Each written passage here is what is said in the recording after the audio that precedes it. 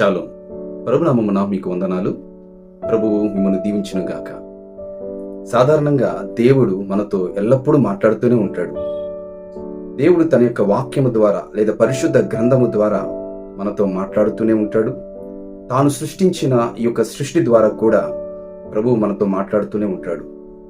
మూడవదిగా మన చుట్టూ జరుగుతున్నటువంటి పరిస్థితుల ద్వారా కూడా ప్రభు మనతో కమ్యూనికేట్ చేస్తారు.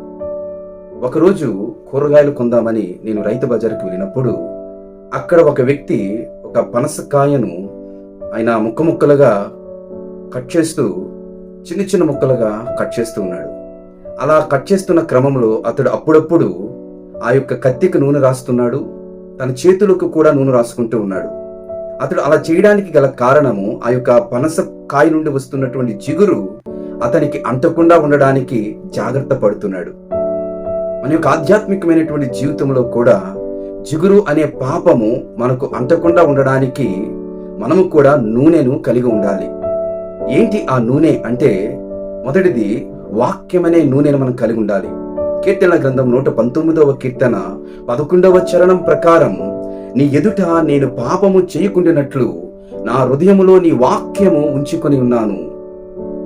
ఈ యొక్క లోకంలో ఉంటున్న మనము ఆధ్యాత్మికమైన జీవితములో ఈ యొక్క జిగురు అనే పాపము మనకు అంటకుండా ఉండాలి అంటే, రెండవది ప్రార్థన అనే నూనెను మనం కలిగి ఉండాలి.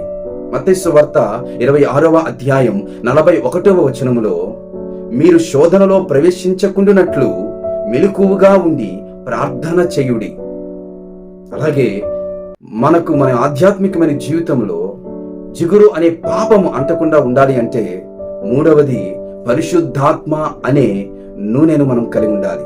గలతీయులకు రాసిన పత్రిక 5వ అధ్యాయం 16వ వచనములో, నేను చెప్పినదేమనగా ఆత్మానుసారముగా నడుచుకొనుడి, అప్పుడు మీరు శరీరేచ్ఛను నెరవేర్చరు అంటున్నాడు అపోస్తలుడైనటువంటి పౌలు.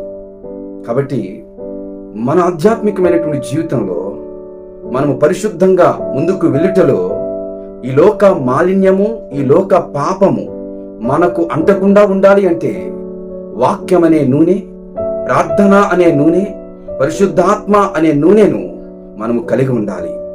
అట్టి కృప పరిశుద్ధుడైన దేవుడు మనకు అనుగ్రహించునుగాక.